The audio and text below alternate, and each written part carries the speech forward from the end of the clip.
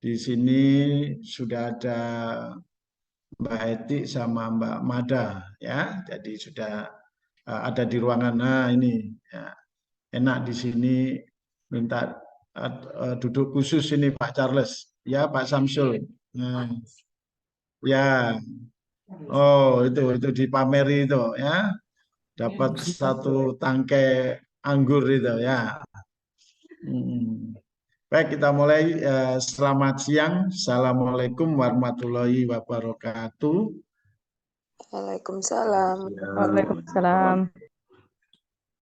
Salam sehat buat kita semuanya. Salam, Om Swastiastu, Namo Buddhaya, salam kebajikan, rahayu.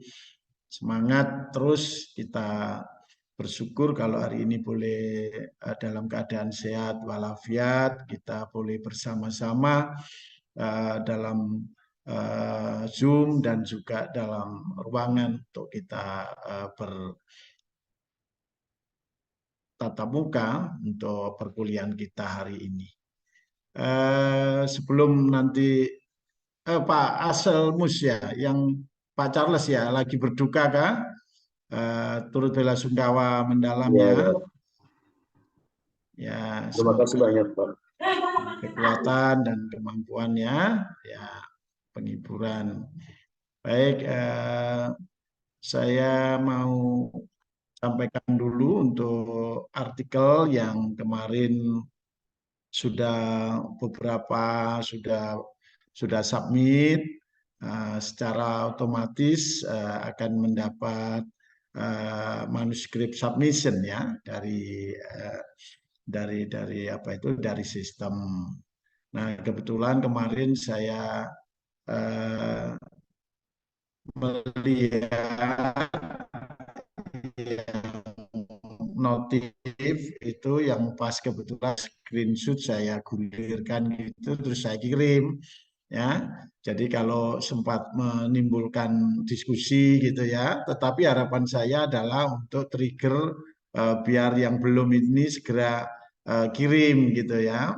Jadi sudah ada apa notif dari sistem, ada Pak Samsul, ada Mbak Eti yang sudah submission.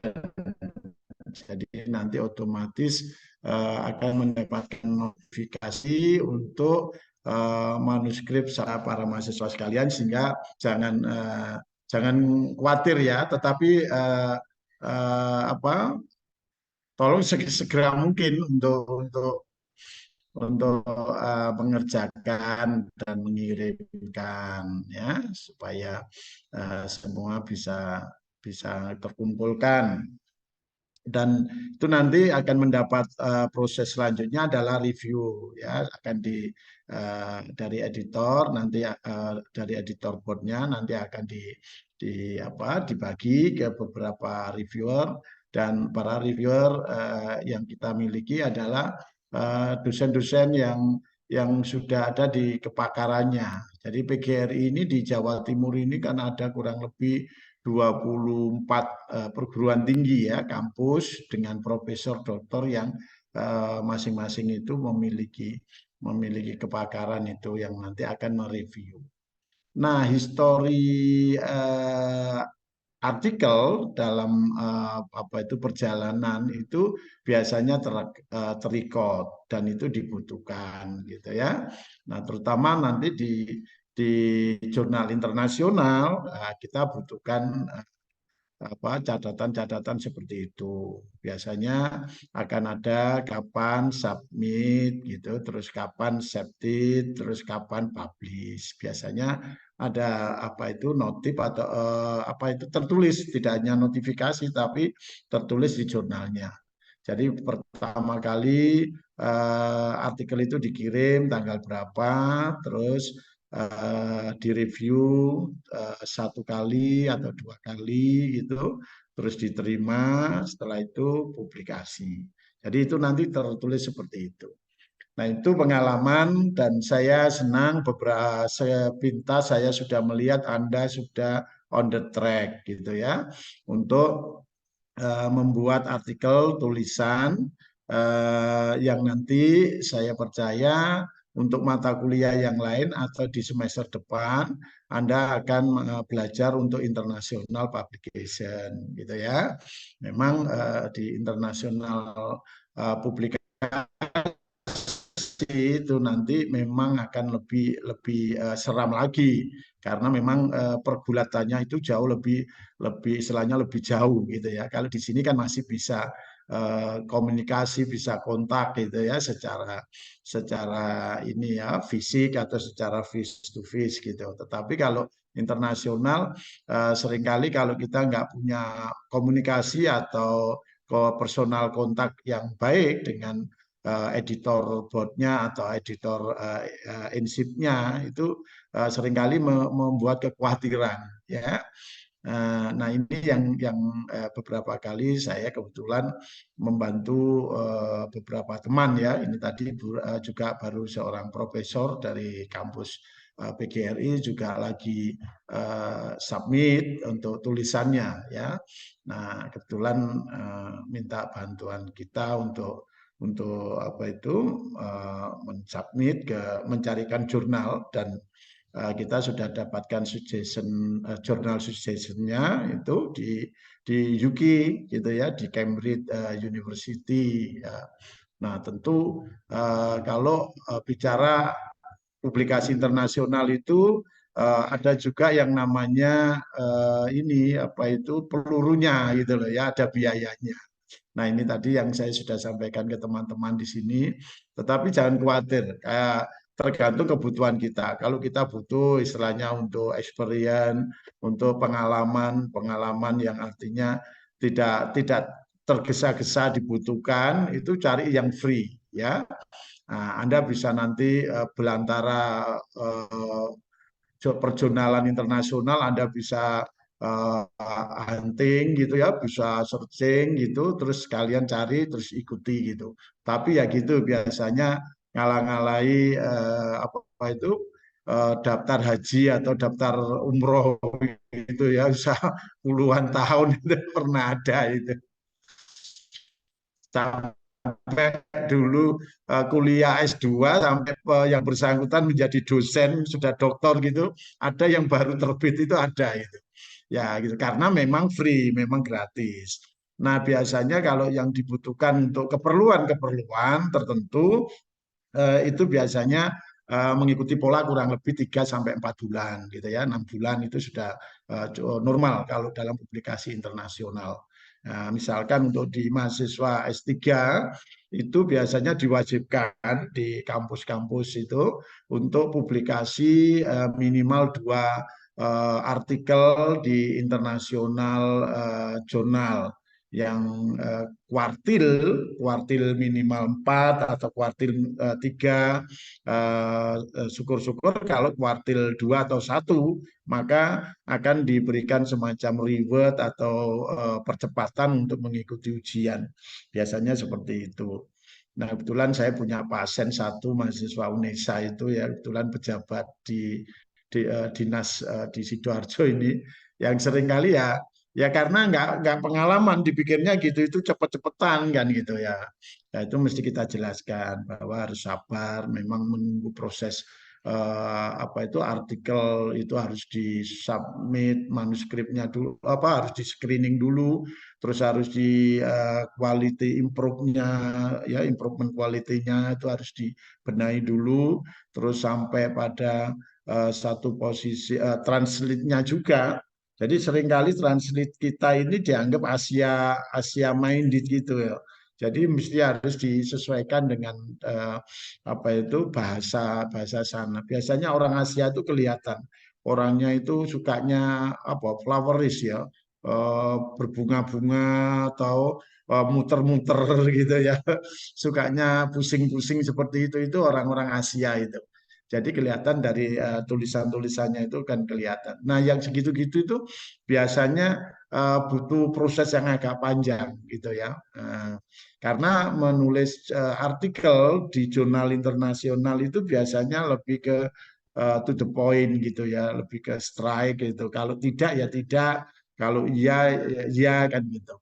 Itu biasa pola pemikiran orang-orang Barat, orang-orang Eropa. Nah, kita orang-orang Asia, Asia Timur termasuk Asia Tenggara kita ini orangnya itu nggak bisa langsung straight gitu, langsung to the point itu nggak bisa. Mesti harus muter-muter dulu gitu ya, mesti membutuhkan bunga-bunga yang apa ini bisa masuk ke poinnya itu. Nah itu seringkali terus di improving quality-nya itu butuh waktu panjang dan reviewnya itu biasanya juga terus ini apa itu banyak feedback yang harus dituliskan dan harus dikembalikan gitu. Nah, seperti itu, tetapi normal kira-kira kalau untuk kebutuhan itu ya 3-4 bulan itu. Nah, seperti itu para mahasiswa ini untuk improvisasi aja supaya nanti Anda punya apa ini gambaran bayangan kalau sudah publikasi internasional itu kalian ya kadangkala effortnya itu harus harus lebih lebih berat lagi, harus ngerogoh kocek barang. Nah, strateginya gimana? Strateginya harus kolaborasi autor.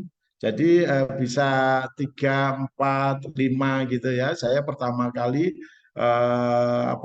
submission gitu 6 orang malah gitu ya, 5 orang. Nggak apa-apa, yang penting kan untuk experience-nya dulu. Nah, begitu kita sudah punya pengalaman dan tahu seluk-beluknya gitu, lah kita mulai jalan, mulai mencoba untuk 3 orang, 2 orang gitu ya. Dan saya ini lagi menulis satu untuk tunggal ya, eh, apa itu sendirian gitu. Jadi itu nanti karena saya pakai untuk kebutuhan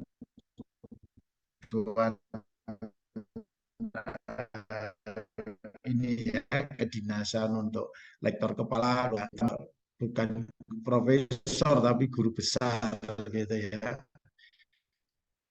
Profesor itu kan protolan pemuda ya. Guru besar itu kan 90 kilo seperti saya ini kan sudah guru besar itu ya. Jadi beratnya. Nah, itu biasanya harus diminta yang namanya impact factor ya. Ada SJL. Nah, itu impact factor itu dilihat, ditonton atau bisa dilihat di situ. Nah, jurnal-jurnal internasional itu biasanya ada yang namanya predator journal atau fake journal. Nah, itu yang hati-hati yang mesti kita harus pahami dan harus ketahui ya, karena jurnal-jurnal yang predator itu biasanya apa itu akan hilang tiba-tiba gitu dan bisa juga discontinue gitu. Nah, kalau discontinue itu biasanya karena memang gitu itu kan ada listing itu kan mesti ada semacam pembaruan ya annual apa ini fee gitu atau payment gitu kan yang itu kadang-kadang terus tidak dibayar gitu ya, lah itu bisa terjadi discontinue ya. Nah, yang seperti itu harus hati-hati. Nah, caranya mengecek ada namanya ada apa itu aplikasi atau ada namanya softwarenya namanya itu Simago GR. Jadi silakan nanti Anda ketik Simago GR, tulisannya SCIMAGO GR itu ya. Simago GR itu untuk ngecek jurnal itu apa itu seperti apa statusnya. Sementara kalau untuk melihat fake jurnal atau itu predatory jurnal itu bisa nanti dicek di Sibol, gitu, Sibol. Ya, nanti ada ininya ya, ada tool-toolnya. Sebenarnya semua itu ada toolnya, ada softwarenya, tergantung kita untuk bisa memanfaatkan itu. Oke, ini sekedar pencair suasana. Kita masuk ke materi kita. Sebelumnya mungkin ada pertanyaan atau ada usulan atau ada sesuatu yang mau disampaikan. Oke, oke, silakan. Ya, Waalaikumsalam. Ya, silakan. Hmm. Ya, sebentar.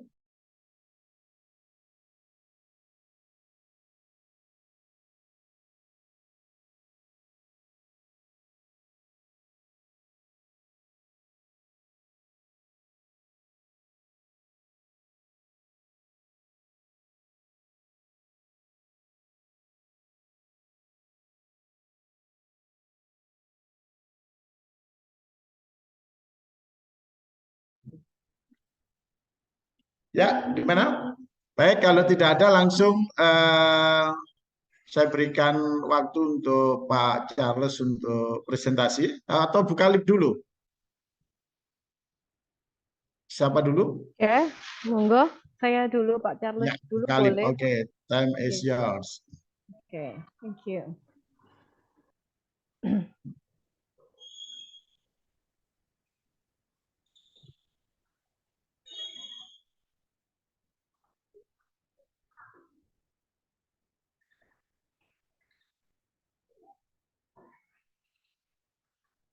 Oke, apakah sudah terlihat?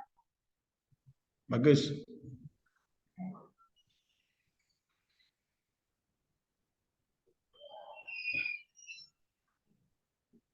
Oke, mohon maaf kalau agak sedikit berisik karena di sini ada construction. Oh ya.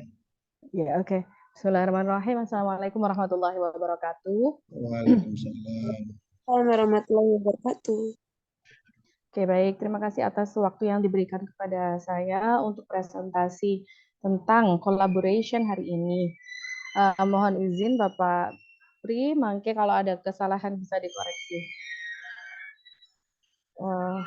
Aduh, apakah suara bisingnya terdengar di situ, teman-teman? Bagus, Iya, bagus. Nggak masalah. Nggak Oh, masalah. ya, oke. Oke. Baik. Oke, so kita mulai dengan definition terlebih dahulu. Apa itu collaboration? Jadi kolaborasi terdiri dari kolaborasi berarti kegiatan bekerja bersama untuk mencapai goal yang sama. Dan ada beberapa kata-kata yang berhubungan dengan collaboration. Di antaranya adalah teamwork, trust, inspiration, exchange, assist, support, success, and share. Nah, beberapa kata ini adalah kata-kata yang sangat berhubungan erat dengan collaboration yang akan kita bahas satu persatu setelah ini. Oke. Why collaboration is important? First, it helps us problem solve. Jadi saat kita bekerja, baik itu untuk organisasi, untuk pekerjaan kita atau untuk apapun itu, kadang kita mengalami satu masa di mana kita stuck, tidak bisa, tidak punya ide baru, begitu. Dan dengan adanya kolaborasi, itu akan membuka pikiran kita, memberikan kita insight yang baru untuk menyelesaikan permasalahan tersebut. So collaboration will help us to solve the problem. Yang kedua, collaboration brings people and organizations closer together karena di sini dengan kolaborasi akan ada interaksi antara satu orang dengan orang yang lain atau antara satu kelompok dengan kelompok yang lain atau bahkan organisasi yang satu dengan organisasi yang lain, sehingga dari interaksi tersebut mereka akan saling memahami dan membuat menjadi lebih dekat. Yang ketiga, collaboration helps people learn from each other. Jadi dalam kolaborasi selalu ada give and take, dan dari situ dari give and take tersebut akan tercipta suatu proses pembelajaran baik untuk yang meminta tolong atau yang memberikan pertolongan. So collaboration will help people to learn from each other. And then number 4, collaboration opens up new channels for communication karena dalam kolaborasi akan membuka peluang untuk berkomunikasi sehingga memungkinkan kita untuk kita yang melakukan kolaborasi untuk mendapatkan channel-channel baru, peluang-peluang baru untuk berkolaborasi lebih luas lagi, begitu. Yang kelima, collaboration boost moral across your organization. Moral di sini adalah yang dimaksud dengan moral di sini adalah daya juang, gitu. Jadi dengan berkolaborasi akan menciptakan suasana-suasana baru atau akan memberikan pengalaman-pengalaman baru terhadap orang-orang yang terlibat dalam kolaborasi tersebut, sehingga motivasi, inovasi dan ide-ide yang baru akan terus berkembang sehingga tidak ada organisasi atau apa ya orang yang tadinya stuck itu tidak akan berhenti, tetapi akan lebih bersemangat lagi sehingga daya juang akan tetap ada, bahkan improve gitu. Yang keenam, it leads to higher retention rates. Retention rates di sini adalah kemampuan untuk bertahan. Jadi kemampuan organisasi untuk mempertahankan orang-orang terbaiknya, begitu dengan adanya kolaborasi yang baik, dengan adanya komunikasi yang baik di antara anggota organisasi atau antara orang dengan orang yang lainnya, itu akan membuat suasana lebih nyaman sehingga bisa menciptakan higher retention rates gitu. Yang selanjutnya, collaboration makes us more efficient workers. Jadi kita tidak terlalu banyak menghabiskan tenaga sendiri karena kita punya partner, so we can collaborate with our partner sehingga kita bisa bekerja secara lebih efisien.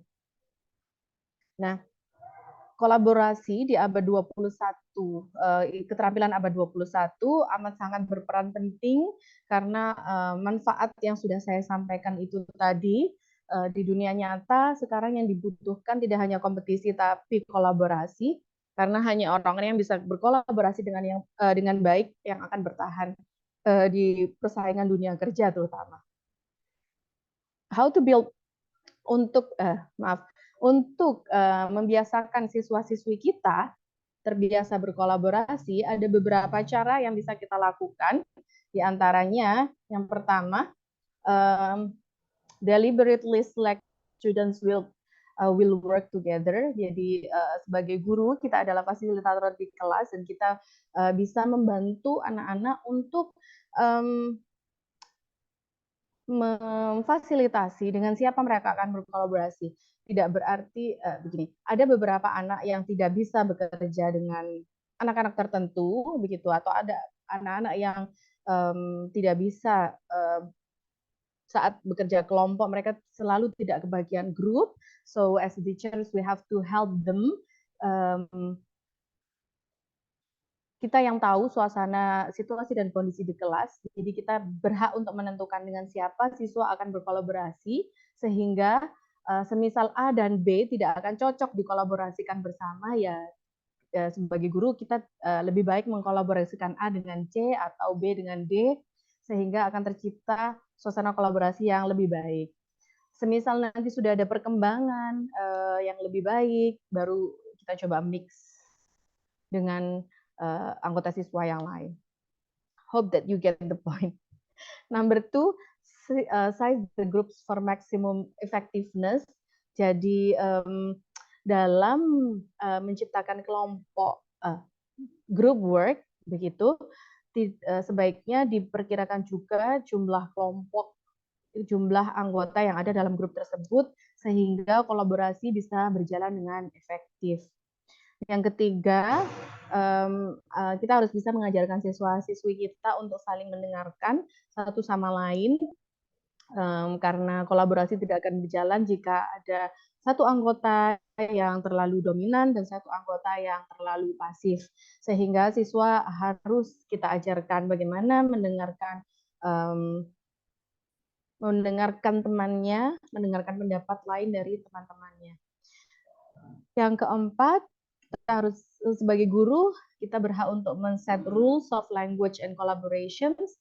Jadi mungkin kita assign dulu dalam kelompok tersebut siapa yang jadi ketua kelompok, siapa yang jadi sekretaris. Bukan berarti kita yang menentukan, tapi mereka sendiri bisa menentukan. Cuma kita kasih waktu untuk mereka memutuskan sehingga akan terjadi kolaborasi yang baik. Semua tahu perannya, semua tahu apa yang harus dilakukan, dan kolaborasi akan terjadi. Yang kelima, membuat goals dan expectations-nya se-clear mungkin, karena kalau instruksi dari gurunya tidak jelas, maka kolaborasi juga tidak akan berjalan dengan baik. Yang keenam, assign roles to the members of each group. Ini sedikit mirip dengan yang nomor 4. Jadi setelah kita set rules, sebaiknya kita juga assign roles. Kamu nanti yang jadi ini, kamu nanti yang begini, gitu. Sehingga akan tercipta kolaborasi yang sehat, tidak ada yang dalam tanda kutip gandol begitu, tidak ada yang cuma diam, yang lainnya bekerja dan dia diam saja, tidak ada yang seperti itu. And then the seventh one is that, hold on, sorry. Use real world problems, not imaginary ones. Sebaiknya di kelas sebagai guru kita menghadirkan problem-problem yang real world based, sehingga siswa tidak kesulitan untuk mencari solusi atau menyelesaikan permasalahan tersebut.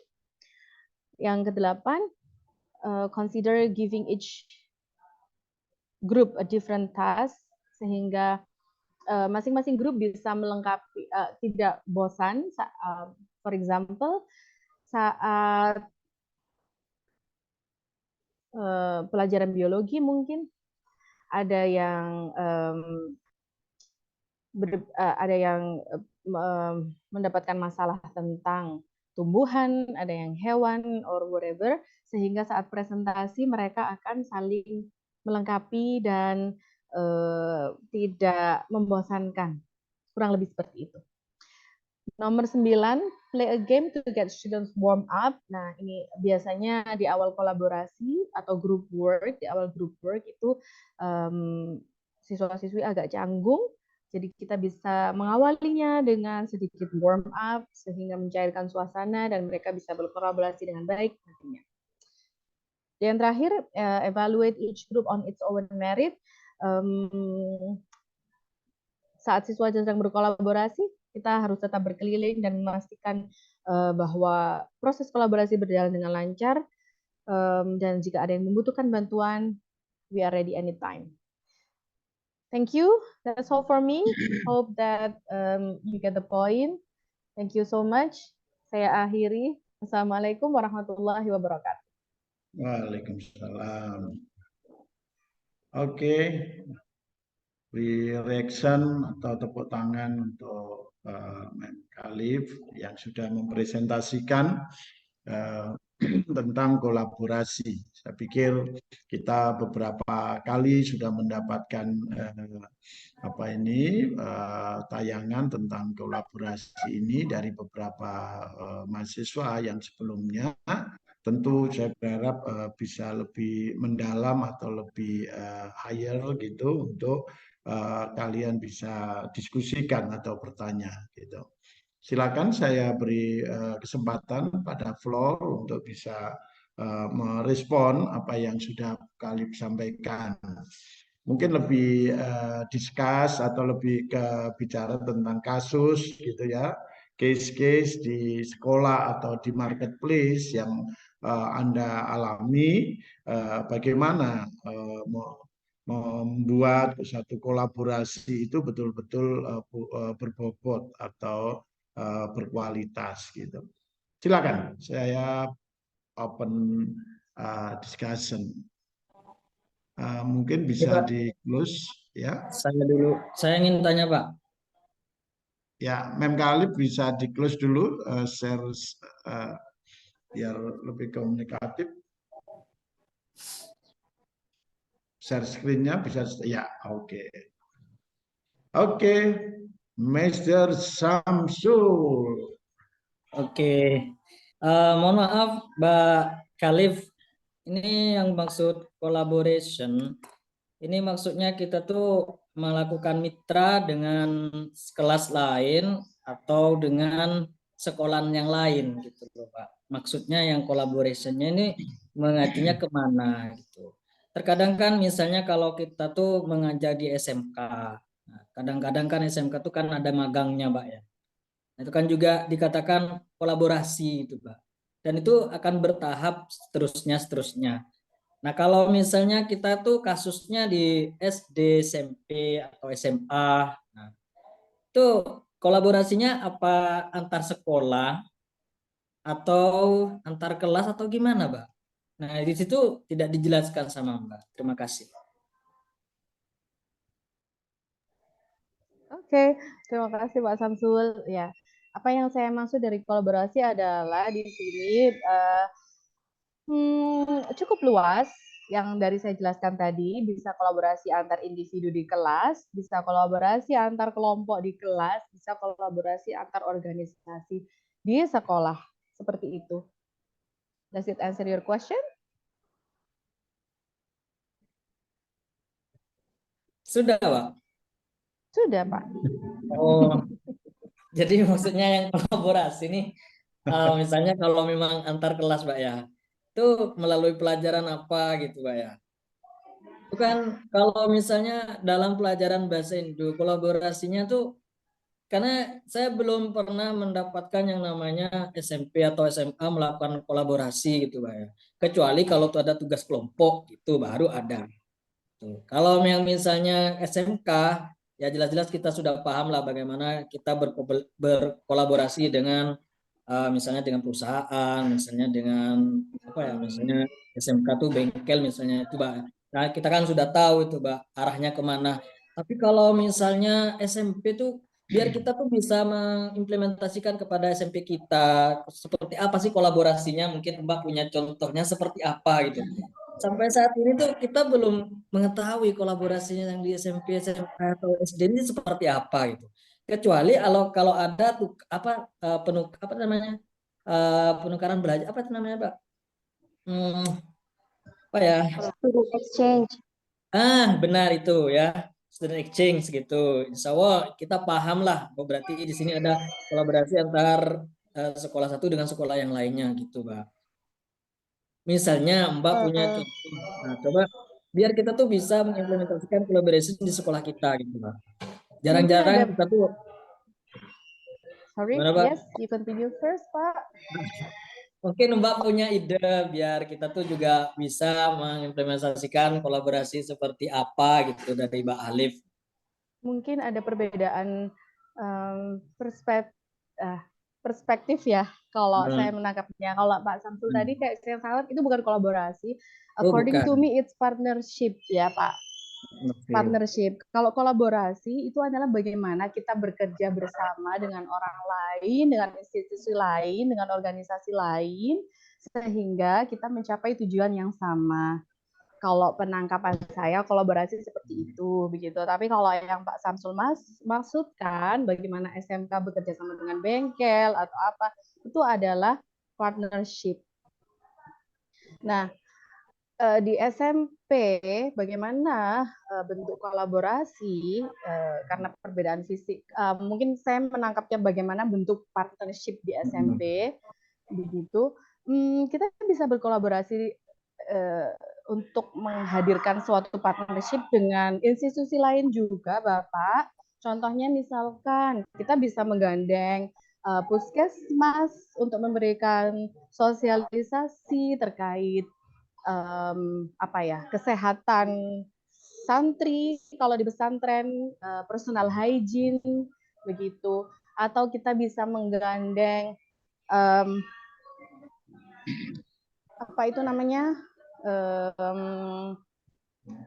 lembaga untuk perlindungan anak untuk menghadirkan, kita undang, kita minta mereka untuk memberikan sosialisasi tentang bullying, itu juga bisa.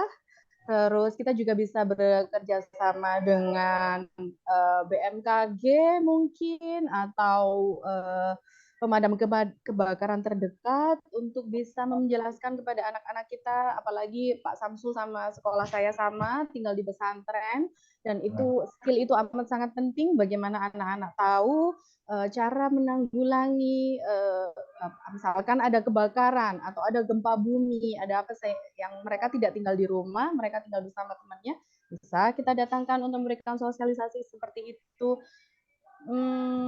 Atau Jadi, kalau ya, maaf, jadi kolaborasi ini dengan kata lain itu kerja kelompok gitu, Mbak ya? Bukan. no. Kalau sekolah saya berkolaborasi dengan Puskesmas itu juga bisa berdekatan berkolaborasi dalam rangka. Jadi puskesmas di area sekolah saya punya target, misalkan saat pasca COVID, bagaimana kita berdamai dengan COVID. Terutama untuk pesantren-pesantren di sekitar area puskesmas tersebut, bagaimana anak-anak tetap memperlakukan hidup bersih. Mereka memberikan surat kepada sekolah kami respon surat tersebut, terus kita mengadakan pertemuan dengan siswa-siswa, itu kan juga bentuk kolaborasi. Kalau small collaboration di kelas antar siswa, kita memberikan satu tugas nih, satu project, anak-anak harus mengerjakannya dengan temannya, terus habis itu kita kasih deadline, itu juga bentuk kolaborasi. According to me. Oke, Pak. Oke, Pak. Oke, thank you, Mbak Terima kasih, Mbak. Iya, Pak. Welcome. Sama-sama. May I give information Sure. to add, Ya, Miss Khalif? Pak Samsul, saya hanya menambahkan ya, mungkin gini Bu Khalif, Pak Samsul ini minta yang real gitu loh. Realnya itu contohnya apa di kelas gitu ya. Tadi Mbak Khalif sudah memberikan contoh kolaborasi di sini. Misalnya tadi yang disebutkan kita bisa menggandeng pihak luar untuk program-program di madrasah atau di sekolah, seperti tadi contohnya UKS, gandeng kemitraan dengan puskesmas, itu juga sudah kami lakukan di sekolah saya. Nah, Pak Samsul, untuk contoh konkret di dalam pembelajaran, kalau Pak Samsul sudah di sekolahnya sudah pakai kurma, kurikulum merdeka, pasti di situ ada P5. Nah, Pak Samsul, di dalam P5 ini di dalam P5 itu modul kita itu harus ada kerjasama dengan pihak luar. Jadi dalam langkah kegiatan misalnya nih ada 10 kegiatan ya, berarti ada 10 pertemuan ke anak-anak. Nah, 2 di antara kegiatan tersebut anak-anak itu harus dipertemukan dengan ahli langsung. Contohnya misalnya nih kewirausahaan. Kalau tema kewirausahaan yang kita angkat, berarti yang kita undang dari luar itu adalah kalau misalnya kewirausahaan itu menyangkut makanan, misalnya makanan kecil atau makanan ringan, maka pengusaha makanan ringan itu harus kita undang. Anak-anak harus dipertemukan dengan ahli seperti ini. Atau anak-anak juga bisa digiring ke pasar untuk mengetahui bagaimana penjualannya. Itu namanya juga kolaborasi. Dan di P5 itu harus ada. P5 itu harus kita harus mempertemukan dengan ahli. Misalnya dalam P5 itu kita ngambil tema Bhinneka Tunggal Ika. Bhinneka Tunggal Ika subtemanya adalah tari tradisional. Nah, anak-anak harus kita ketemukan, kolaborasinya harus kita temukan dengan para guru tari yang real. Atau anak-anak kita pertemuan dengan ahli budaya. Itu termasuk kolaborasi. Kalau menurut saya, ya memang kolaborasi kalau menurut yang di kurikulum merdeka. Terus kalau misalnya Pak Samsul contoh konkret di dalam kelas lah yang bukan P5. Kan sekarang itu P5 itu kan sudah menjadi bagian, kalau udah kurikulum merdeka kan dalam 1 tahun aja 3 kali pertemuan, 3 kali tema kan. Kalau Pak Samsul misalnya di kelas, kolaborasi antar kelas yang dimaksud Pak Samsul, itu tergantung strategi pembelajaran guru. Bagaimana kreativitas guru dalam mengajar sehingga anak-anak itu bisa berkolaborasi, baik berkolaborasi secara intern di dalam kelas ataupun berkolaborasi antar kelas. Itu tergantung gurunya, pandai-pandainya kreativitas guru. Contohnya kalau saya kemarin kan ngambil temanya kemarin apa ya saya? Oh, procedure. Dalam procedure ini anak-anak berkolaborasi dengan teman sekelas. Kemudian untuk strategi mengajar yang lain, misalnya tentang kita ngajar tentang notis ya. Kalian anak-anak dalam beberapa kelas itu memang harus berkolaborasi. Contohnya dengan cara kelas yang satu itu menyiapkan notis. Kelas yang satunya itu bisa nanti berkolaborasi dengan menanyakan meaning-nya dari notis itu. Dan pembelajaran ini kita lakukan di luar kelas. Bisa dua kelas. Ini contoh real dalam pembelajaran. Pak Samsul kan mintanya seperti itu ya, yang saya tangkap. Kalau saya kemarin itu di halaman, Pak Samsul. Jadi di halaman itu ada anak yang tugasnya itu di satu kelas lain itu dia itu megang itu notis. Kelas lain itu dia pura-puranya sebagai pengendara. Terus dia harus menghindari itu bagaimana. Kemudian karena itu diperlukan kita mempraktekkan traffic light kan memang diperlukan banyak anak gitu. Tentunya juga ada soal lain yang pilihan-pilihan lain. Sebenarnya kalau kolaborasi antar kelas Pak Samsul itu memang tergantung strategi dari gurunya, strategi mengajarnya. Tergantung kreativitas kita. Kita kan tidak ada batasan dalam strategi mengajar. Yang penting anak-anak itu nyaman, kemudian bisa nangkap apa yang kita ajarkan, kemudian anak-anak itu tidak mudah lupa. Dengan pengajaran yang kreatif pasti diingat. Bahkan anak dulu saya ngajar tahun 2010,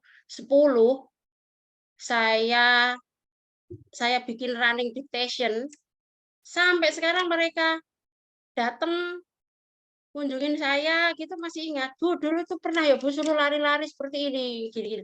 Itu diingat sekali sama anak-anak. Makanya kita kreatif pasti anak-anak bisa berkolaborasi dan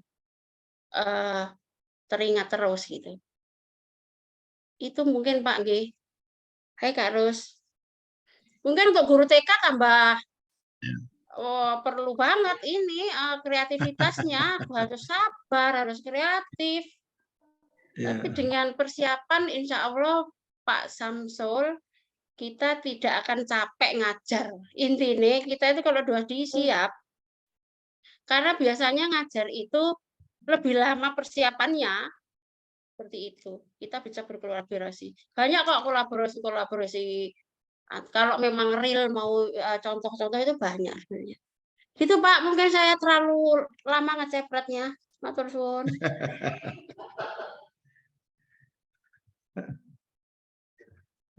Mungkin ada tambahan dari teman-teman. Pak Samsul katanya langsung puas begitu katanya. Gimana Pak Samsul? Kalau yang Puas Pak. Guru tua Pak. Guru kalau sudah tua ya gini nih. Jadi insya Allah ada aja gitu jawabannya ngeles. Iya. Ada yang mau nambahin, salah satu unsur dalam kolaborasi itu kan ada size the group ya, atau scope the group. Jadi artinya ada skala dalam mendesain kolaborasi Pak Samsul. Jadi kolaborasi itu awalnya memang sebuah diksi ya, sebuah pilihan kata untuk kita ini berpartnership gitu, atau kita ini atau bekerja sama. Jadi itu kan sebenarnya prinsip awal itu kan dari pembelajaran gotong royong gitu ya, dari cooperative learning gitu yang dikembangkan terus dikonsepkan gitu menjadi satu teori yang itu ternyata menjadi satu kebutuhan untuk future, untuk masa depan gitu. Padahal sebenarnya itu adalah Indonesia banget gitu ya. Orang Indonesia itu sejak awal sudah gotong royong gitu ya. Dan Ki Hajar Dewantara tokoh pendidikan kita sudah teori tentang gotong royong ini sudah ada sejak dulu gitu. Cuman kita orang Timur, orang Indonesia ini kadang-kala membuat teorinya, dalam menyusun teorinya, sehingga gotong royong yang dulu dari Indonesia malah diambil oleh orang Eropa, orang Barat, dikembangkan di sana menjadi sebuah konsep teori pembelajaran. Dan bahkan itu menjadi kebutuhan yang sekarang di Jepang malah dikembangkan menjadi teori Society 5.0 ya, Society 5.0. Karena begitu revolusi industri yang luar biasa lompatannya, nah mesti harus diimbangi dengan adanya society yang revolution juga. Nah itu Jepang mengembangkan teori itu. Mengapa? Alasannya di Eropa itu orang sudah terlalu individual, ya kan? Orang Indonesia, orang luar itu selfish, terlalu aku gitu ya, lulu gue gitu. Itu masuk ke Jakarta atau ke ibu kota kita, orang kan bilang gitu, wah nggak seperti kita ini lulu gue kan gitu ya.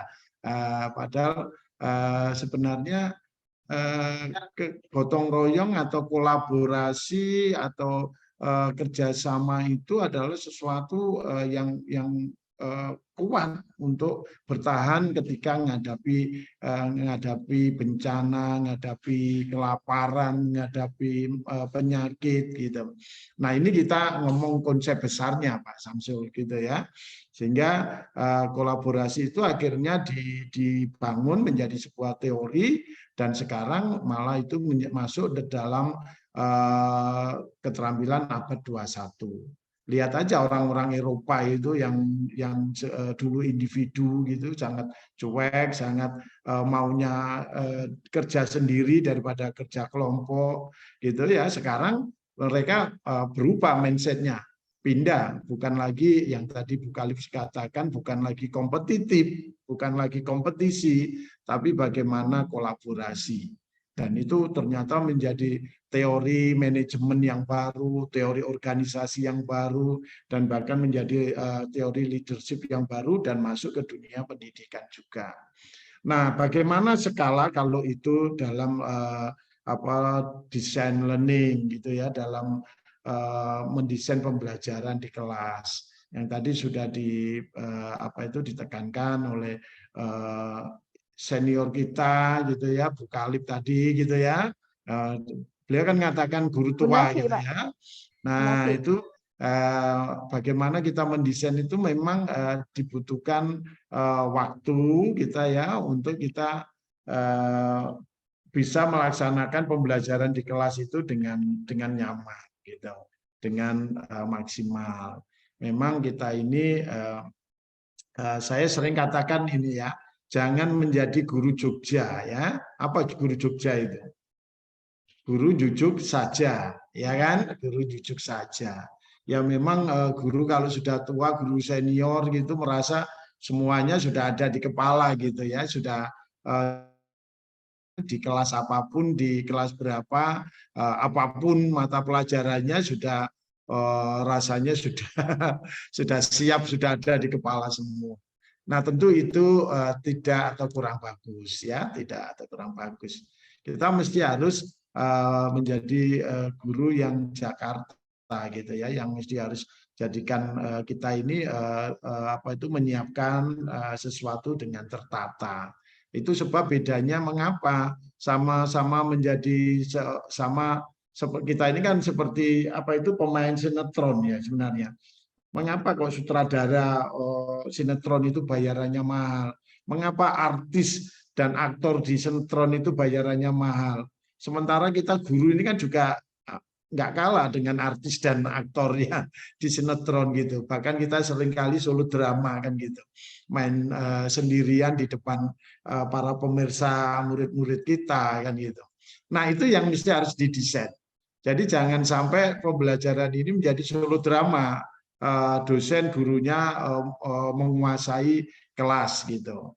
Nah, ketika kita mendesain kolaborasi belajar student center gitu, maka kita mesti harus take time untuk mendesain, membuat anak-anak ini bisa role play gitu. Jangan gurunya atau kita yang role play, tapi muridnya yang harus role play. Nah, maka butuh desain itu. Nah, kita senang dengan kurikulum Merdeka ini betul-betul menekankan student center ya. Jadi murid itu yang harus belajar banyak, mengambil peran di kelas itu. Ya, itu sebab P5 itu menjadi satu proyek-proyek yang memang diwajibkan di dalam kurikulum sekarang ini, supaya mau nggak mau sekolah yang dulu terlalu dogmatik atau terlalu indoktrinasi gitu ya, one way traffic, one way komunikasi ini menjadi proyek, dan project based learning menjadi satu pola yang bisa anak-anak bisa kolaborasi, anak-anak bisa bersama-sama dan menciptakan proyek-proyek baru, dan dari situ menurut penelitian retensi pemahaman anak itu jauh lebih lama ya, jauh lebih lama ketimbang kita ceramah atau kita diskusi gitu ya. Proyek itu ternyata jauh lebih lama. Nah, bagaimana membuild sebuah kolaborasi yang tepat, tentunya disesuaikan dengan pertama ukuran, skala, dan ketiga adalah kondisi anak-anak kita, karakteristik anak-anak kita. Tadi sudah disinggung, dijelaskan oleh Bu Kalib tadi. Ya, kita sendiri yang tahu karakter anak-anak itu. Jadi jangan paksakan anak-anak dengan dengan karakter kita, tapi kita mesti harus masuk dulu ke dunia anak-anak untuk kita membawa anak-anak ke dalam tujuan pembelajaran kita. Ya, itu kesimpulannya. Terima kasih Bu Kalib. Kita sudah mendapatkan tambahan dan refreshing dari kolaborasi ini. Sekali lagi beri tepuk tangan dan aplaus untuk Mem Kalib. Next, ada lagi yang mau tampil? Putri? Putri sudah ya? Putri sudah. Oh, Bu ini Hidayatul. Bu Hidayatul ada, Mem? Halo? Ya? Ya, Pak. Oke. Ini orang Bojonegoro ya, orang Bojonegoro.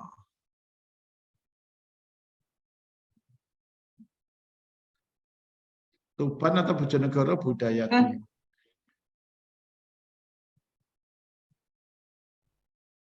Ya, halo. Ini di share screen atau gimana, Pak? Ya, share screen. Belum kirim ke sana. Atau dikirim aja. Oh, share screen sendiri, Budayatul, silakan.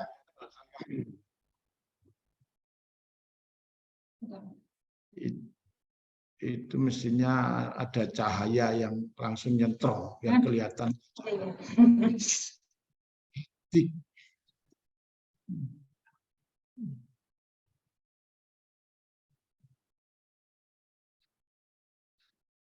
Sudah di open, Mas, sudah di multiple.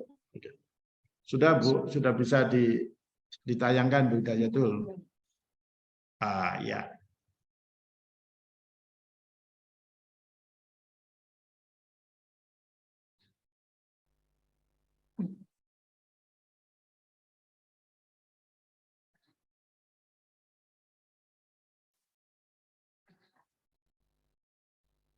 Mana tadi? Bentar, Pak ya.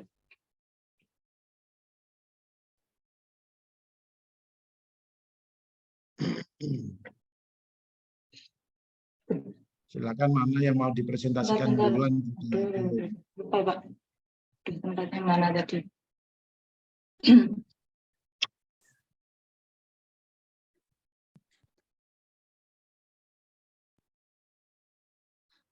Oh, tentang ke-PGRI ya, boleh. Ya, itu dulu, Pak. Ya, boleh. Nah dulu supaya etika dalam berorganisasi boleh, silakan. Assalamualaikum warahmatullahi wabarakatuh. Waalaikumsalam warahmatullahi wabarakatuh. Kau belum kelihatan, belum muncul. Bentar. Atau Ini tab 6 ya. Tab 6 yaitu etika organisasi PGRI. Nah, di sini apa ya? Tujuannya adalah mahasiswa itu kita memahami etika dan fungsi kode etik guru. Kemudian indikatornya. Sebentar, Mem. Belum dibuka, Kak? Oh, PPT-nya, PowerPoint-nya. Di sini belum keluar. oh belum. Belum.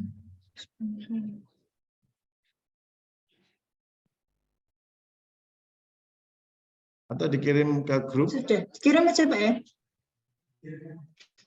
Bentar. Kirim ke grup saja Bu, saya bantu. Iya, iya.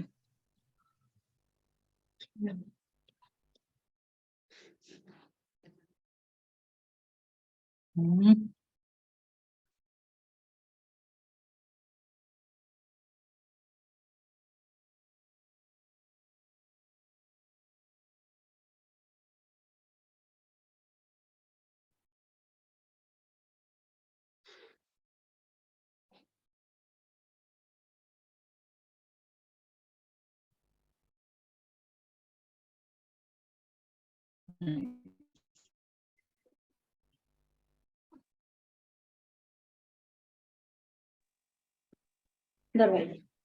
Sudah dikirim Bu. Belum, bentar. Oke.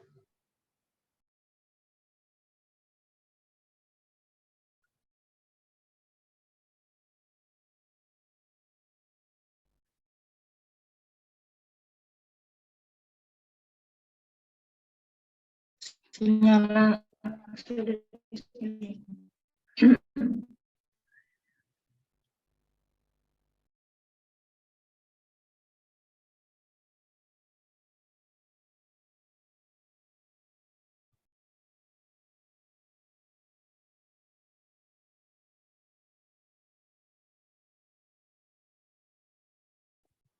Harus beli sinyal dulu, Bu Hidayatul. Oh iya, Pak. Ya.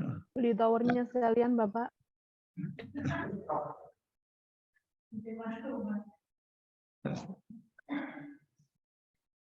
Ya, Bapak angkatan yang kemarin tuh di Kupang juga gitu.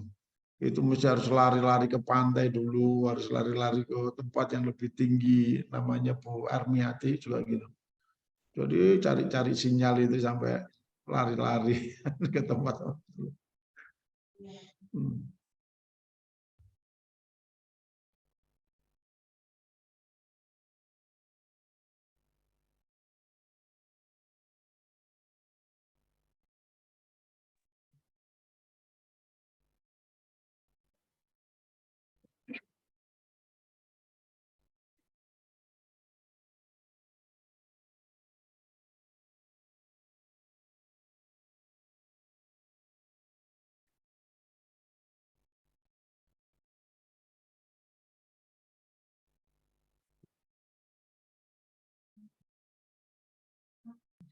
Oke. Bentar, Pak. Bentar. Oh.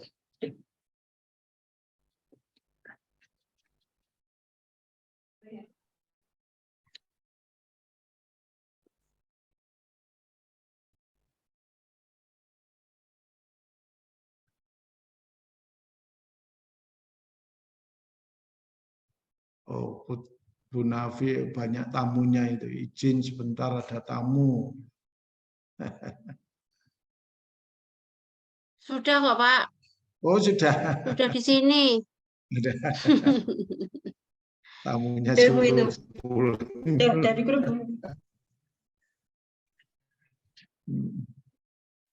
Sudah Bu. Oke. Ya, di grup, Bu.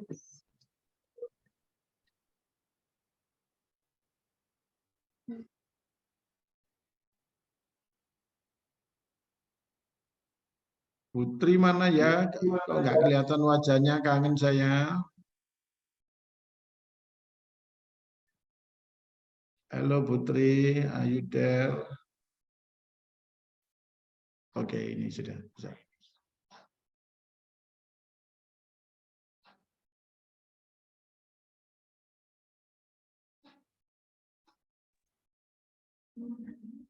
Ya, Bu. Baca tadi ini bagus. Ini sudah bagus.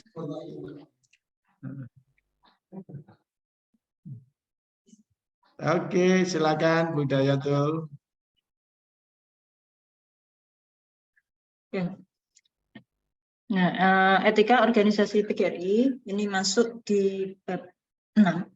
Ya, bab 6. Next. Next. Next, Bu. Iya. Oke. Capaian atau tujuan dari bab ini adalah kita dituntut untuk memahami etika dan fungsi kode etik guru. Kemudian melalui indikator-indikator seperti menjelaskan pengertian etika, kemudian mendeskripsikan pengertian kode etik guru, mendeskripsikan fungsi kode etik guru, menjelaskan tujuan kode etik guru, dan mendeskripsikan implementasi kode etik guru. Di antara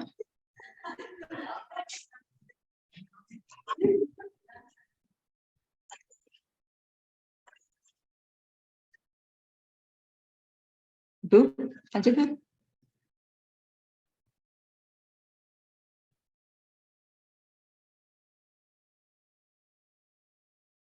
Nah, ini untuk pengertiannya.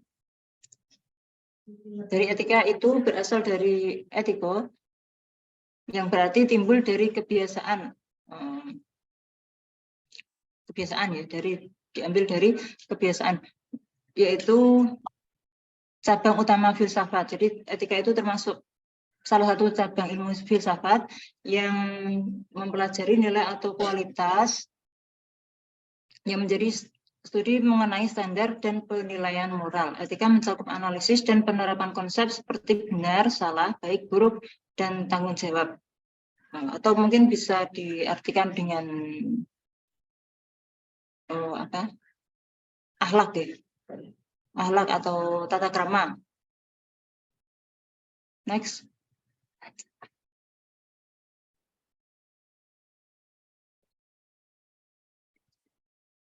Nah, fungsi etika terkait dengan praktek profesi. Ini maksudnya etika dikaitkan dengan keprofesian. Etika itu adalah perbuatan standar.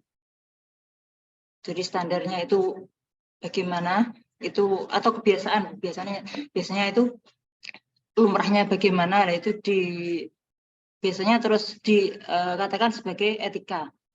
Dan etika adalah suatu studi mengenai benar atau salah. Dan keputusan etis itu suatu hal yang benar mengenai perilaku standar.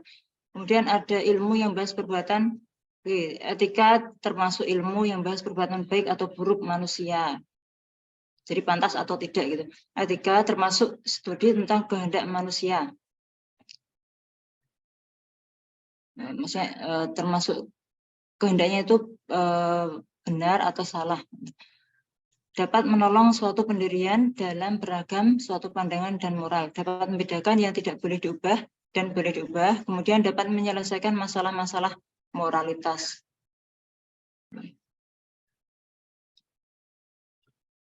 Lanjut.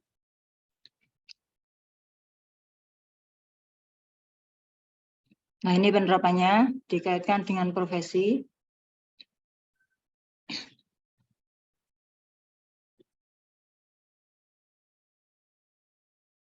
Sebentar.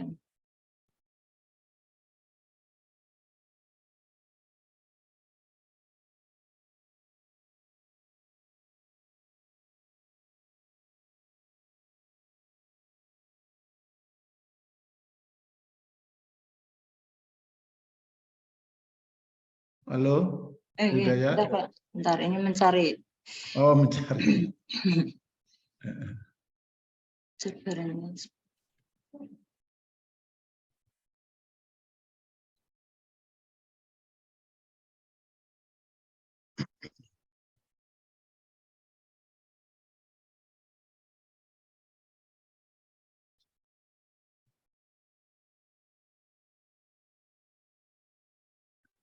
Atau dibacakan aja dari yang Ya. ada di Penerapan etika terkait profesi. Yang pertama, adanya pengetahuan khusus.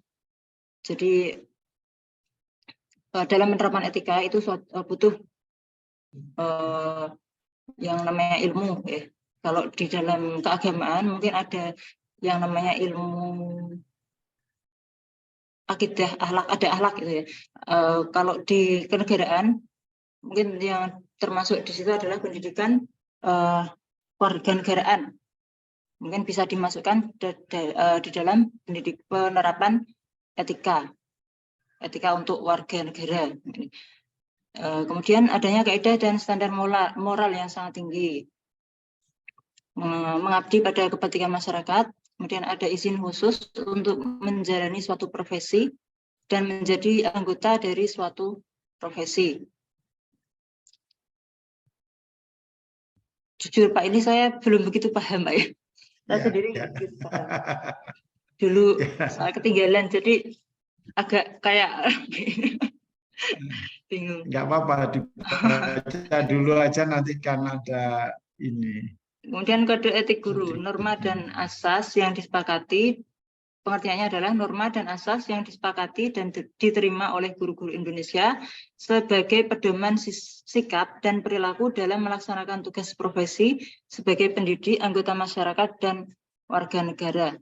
Nah, berarti tiap profesi mungkin memiliki kode etik, Pak. Seperti dokter mungkin ada kode etik dokter.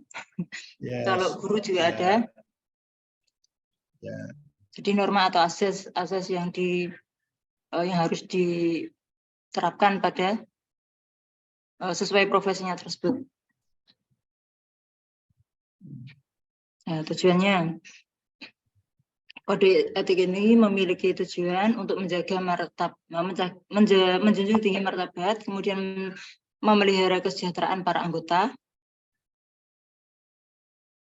pedoman berperilaku, misalnya batas-batasnya, kemudian untuk meningkatkan pengabdian para anggota profesi, untuk meningkatkan mutu profesi, meningkatkan mutu organisasi profesi, meningkatkan layanan di atas keuntungan pribadi, mempunyai organisasi profesional yang kuat dan terjalin erat, menentukan bagus standarnya perilaku secara mandiri.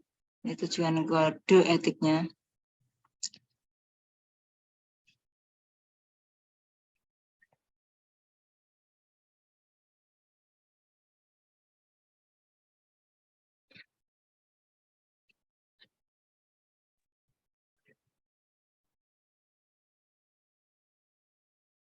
Next.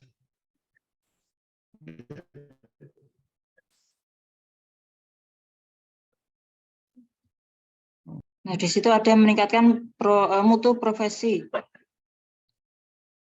Meningkatkan mutu profesi itu mungkin termasuk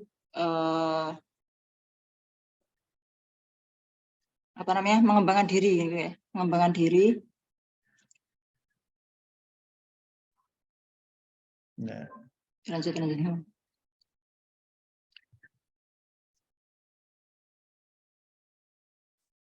Fungsi kode etik yaitu memberikan pedoman bagi setiap anggota profesi tentang prinsip profesionalitas.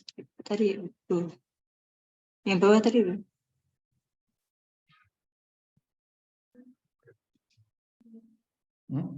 Bawahnya.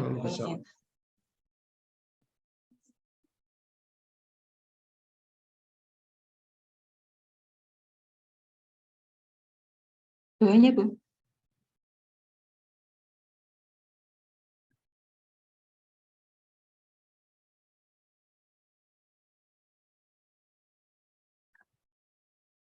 Memberikan pedoman bagi setiap anggota profesi. Berarti kalau guru itu ada aturan-aturan tertentu yang harus ditaati. Mungkin Bapak Ibu guru yang di sini mungkin banyak yang itu ya, maksudnya mengajarnya di Kemendikbud ya. Nah itu jujur saya itu agak iri ya dengan yang ada di Kemendikbud. Jadi kalau saya nggak seperti Kalau di Kemenak mungkin agak gimana gitu. Ya, seperti ini loh Pak, maksudnya contoh kayak apa ya kemarin P3K. P3K itu yang di Kemenak itu kurang jelas Pak penempatannya. Jadi waktu mau daftar itu juga bingung. Nah, ke apa namanya tempatnya itu kantor wilayah. Oh iya Bu Nafi. Iya Bu. Maksudnya Kementerian Jawa Timur, Kanwil Jawa Timur. Nah, itu Kanwil Jawa Timur itu di daerah mana kan juga nggak tahu. Akhirnya banyak dari teman-teman yang tidak jadi daftar. Kalau di Kemendikbud kan jelas sekolah ditempatkan di sekolah. Ini sekolah ini sudah jelas. Gitu. Jadi tidak Jalan Juanda, karena Bu. memang sudah terlanjur ya mau pindah juga nggak mungkin juga. Ya Pak ya.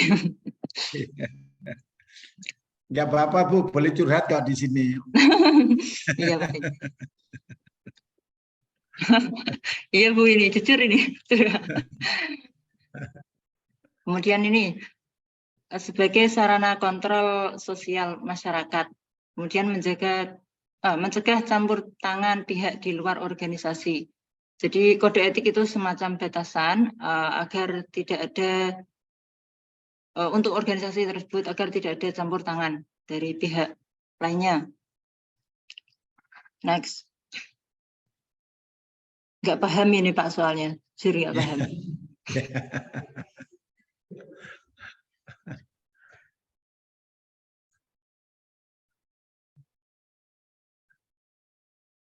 Fungsi.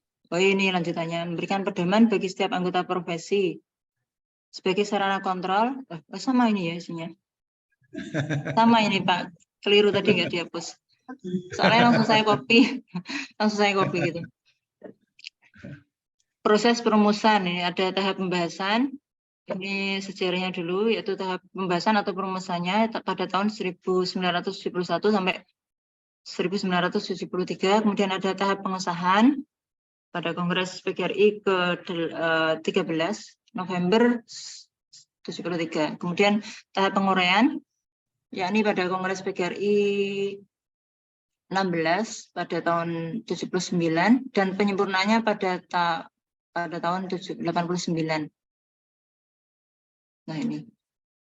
Untuk ketuanya siapa Pak ya? Saya malah nggak tahu ini. Ketua PGRI yang Jawa Timur. Pak Pri ya mungkin. Pak Teguh Bu. Pak Teguh ya. Ya Pak Teguh Sumarno. Nanti kapan-kapan kita akan Bu. Ayo silaturahmi gitu. Sudah Bu, cukup? Ya cukup nggak apa-apa Pak. Mungkin bisa diganti yang itu Pak. Satunya ya self regulation. Oh gitu. Oh ya. Silakan Bu Budayatul. Ayo semangat ayo. Teman-teman di sini kok sabar semua ini ya. Sudah kirim Bu slide-nya?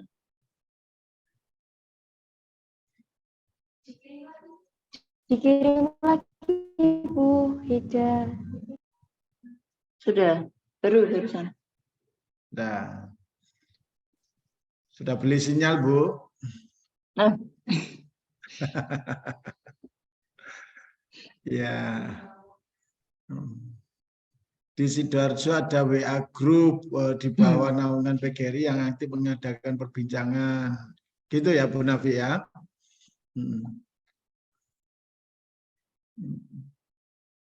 Silakan Bu Ida sudah. Gitu, kalau ya. Oh iya. siap. Saya Ya. MGMP itu juga ikut dua Pak. Ikut di Kemenak sama di SMP. Ya, harus Bu. Kita sekarang menjadi guru penggerak itu harus aktif. Sama ya. di SMP. Ya, di zaman sekarang ini kita harus aktif, apalagi komunikasi kan lebih mudah ya, dengan menggunakan berbagai alat, adanya internet ini kan tidak ada lagi jarak atau batasan ya, Kemenak, Kemendikbud itu sama Bu sekarang. Sekolah swasta, sekolah negeri, madrasah swasta itu sama Bu. Ya, jadi kita memang dulu perjuangkan supaya tidak ada lagi diskriminasi sekolah negeri, sekolah swasta. Maka akreditasi itu kan juga sekarang itu semua berlaku sama. Oke, sudah ini. Udah, oh bagus Bu. Ini apa ini kayak Bisa seperti buat, Pak. benang-benang siluetan gitu ya. Nggak bisa buat saya. Belum pernah, baru kali ini. Iya, bagus. Makanya gunanya kuliah kan gitu ya, Bu Ida. Monggo coba diterangkan gimana ini. Ini self-regulation. Self-regulation maksudnya keadaan di mana suatu konsep di mana para peserta didik diarahkan untuk menjadi regulator atau pengatur bagi dirinya sendiri untuk belajar. Yes. Jadi pembelajaran itu tidak terfokus pada guru. Nah, apalagi kalau di tempat saya kan anak-anak itu mondok. Jadi kalau gurunya kebanyakan ceramah itu anak-anak pasti tidur, Pak. Jadi anak-anak pasti tidur karena mereka kegiatannya di pondok itu banyak. Jadi kalau pagi itu kadang masih ngantuk gitu. Jadi memang harus diupayakan sekreatif mungkin dari guru agar anak-anak itu bisa aktif. Yeah. Tapi kadang kalau gimana ya Pak ya? Kalau siswanya yang aktif kok malah kadang gurunya yang ngantuk Pak ya? Ya kadang-kadang gitu maksudnya. Ya tidak tiap pertemuan enggak, cuma kadang saya kalau ya gitu. Wida ini ternyata ya. Itu solusinya kira-kira gimana Pak ya? Kalau gurunya aktif, siswanya ngantuk. Kalau siswanya aktif, gurunya kadang ngantuk. Kemudian itu diantara sebab adanya self-regulation itu dimaksudkan agar para siswa bisa tadi ya, maksudnya bisa bekerja belajar secara mandiri, baik itu dengan dirinya sendiri ataupun dengan yang lain. Ya, seperti tadi yang dijelaskan oleh Bu Holif, yaitu kolaborasi. Jadi bisa secara individu atau berkolaborasi dengan temannya. Gitu. Tujuan kedepannya adalah agar anak-anak itu bisa menyelesaikan masalah. Jadi ketika dihadapkan kepada suatu masalah itu penyelesaiannya bagaimana? Mungkin seperti itu Pak ya. Ngamuk nih. Kemudian ini ada big ideas. Nah, itu diantara pembagian untuk membuat suatu self-regulation itu ada 3, yaitu yang pertama long term activity, itu kegiatan belajar yang lama. Jadi pembelajaran dalam waktu yang lama itu termasuk syarat menuntut ilmu mungkin ya. Syarat menuntut ilmu itu waktunya harus lama, bisa dimulai dari gurunya dengan cara membuat RPP yang benar-benar diterapkan. Jadi RPP-nya itu tidak hanya dipergunakan ketika monef saja atau disimpan di laptop. Tiap tahun diganti, tiap mau monef diganti tahun, ya, tidak begitu maksudnya. Jadi benar-benar diterapkan, kemudian diusahakan dari RPP itu ada waktu untuk siswa untuk bisa mengatur mereka agar pembelajaran terpusat pada mereka. Jadi tidak full untuk gurunya yang ngomong. Jadi misal ada separuh waktu seperti ini Pak ya, seperti apa perkuliahan ini kan yang sebagiannya untuk dosen, sebagiannya untuk mahasiswa, dipersilakan untuk presentasi mungkin seperti itu. Kemudian yang berikutnya planning on work, merencanakan kegiatan belajar mereka. Jadi seperti tadi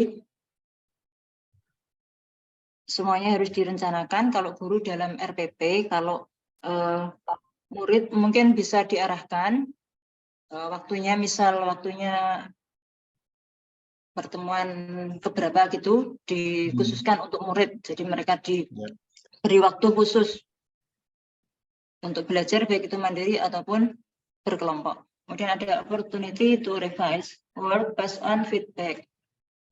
Kesempatan untuk memperbaiki hasil kerja mereka setelah diberi umpan balik dari guru. Jadi seperti apa namanya? Jadi ketika siswa itu ya, pekerjaannya sudah dikoreksi, itu diharapkan agar diperbaiki. Jadi guru tidak hanya menyalahkan. Jadi kalau bisa membimbing para siswa tersebut untuk sampai benar gitu ya. Jadi tidak langsung dicoret terus dinilai. Kalau bisa diberitahu yang salah ini, kemudian diperbaiki dulu. Mungkin seperti itu sampai benar, dan diberi waktu juga agar tidak terlalu longgar, tidak terlalu mereka agar bisa memanage waktu. Nah, dalam waktu misal 1 minggu harus selesai, gitu. harus diperbaiki. Ya. Ibu pernah memberi feedback? Kadang-kadang. Kadang-kadang, Pak. Masih itu ternyata pengaruhnya besar, Bu Ida. Dan itu ada teorinya dan ada pakarnya di sini, itu Mem Laila itu tesis dan disertasinya tentang feedback return dan feedback yang itu ya, nanti Mem Laila yang, dan itu bisa dijadikan tesis nanti. Dan saya kalau ada beberapa ini saya melihat tesisnya mahasiswa ada yang tentang feedback return juga, itu bagus juga, dan itu memang pengaruh terhadap prestasi dan motivasi belajar siswa. Jadi silakan kalau mau meneliti itu ya. Terus untuk self regulation untuk anak-anak kita itu memang sekarang diupayakan anak-anak itu lebih mandiri ya, apalagi Gen Z ini, generasi milenial ini. Kalau mereka terlalu dituntun dan didogmatik itu malah mereka itu risih gitu ya. Nah, maka mereka mesti harus kita siapkan dengan perencanaan pembelajaran yang mereka itu bisa punya punya kegairahan dan punya tantangan untuk mau mencoba sendiri. Nah, pembelajaran ke depan itu akan semakin regulatif gitu.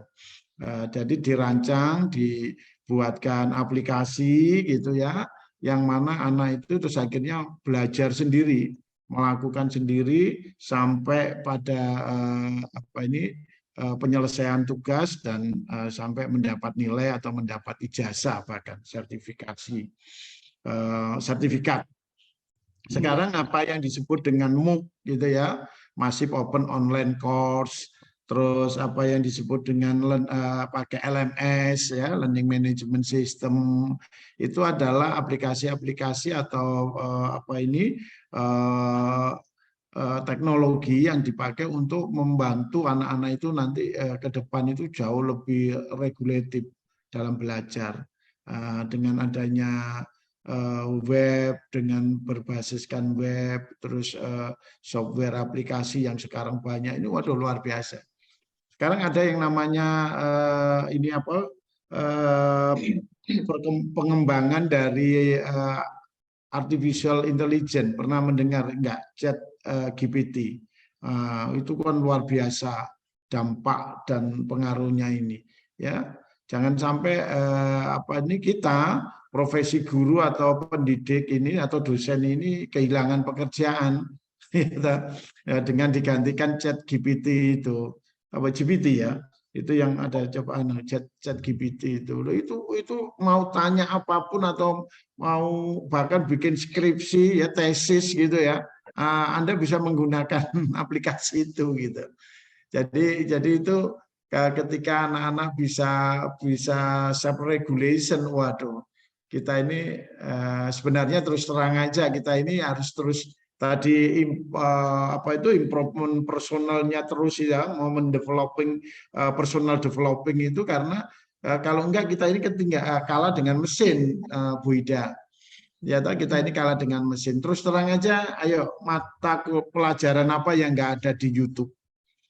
Ada semua kan ya. Mau belajar apa yang enggak ada di YouTube? Nah, yaitu hampir semuanya ada kan di YouTube itu. Pertanyaannya lebih menarik mana? Guru dengan YouTube-nya. Ya lebih menarik yang YouTube gitu loh. Itu sebab kita ini mesti harus jangan pernah berhenti belajar. Maka saya selalu memberikan quote itu, kita ini jangan pernah berhenti belajar, stop dalam learning atau dalam belajar. Karena begitu kita berhenti belajar, artinya kita ini berhenti menjadi guru kan gitu. Nah itu sebab kita sendiri yang juga harus tertantang untuk belajar terus. Karena murid-murid akan belajar sendiri nanti, akan self-regulative. Nah itu yang saya kembangkan kemarin ketika hibah di Jakarta, dengan menggunakan konsep SDL ini Bu, namanya SDL ya, self-directive learning atau self-regulative learning. Itu pembelajaran yang memang kita buatkan aplikasinya untuk anak-anak, kebetulan untuk yang anak-anak ABK, anak yang berkebutuhan khusus, untuk dia itu bisa belajar mulai istilahnya tidak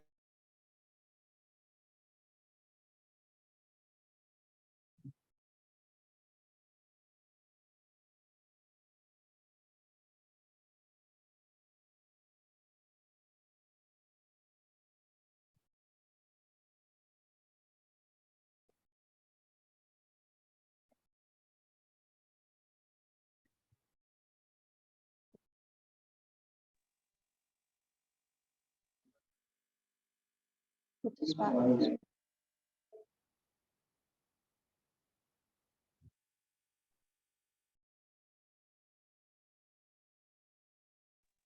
Bu Hidayah bisa dilanjutkan, Bu. Iya, Bisa dilanjutkan. gambari lah.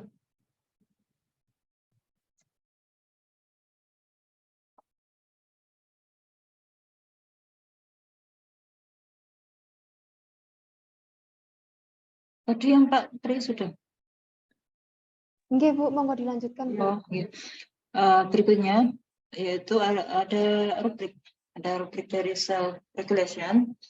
Itu ada 4, itu kurang force of tadi kurang.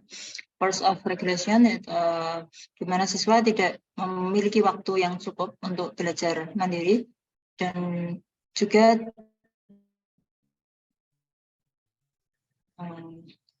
Bu Hidayah.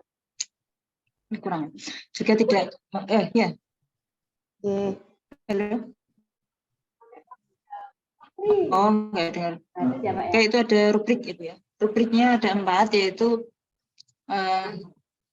yang pertama,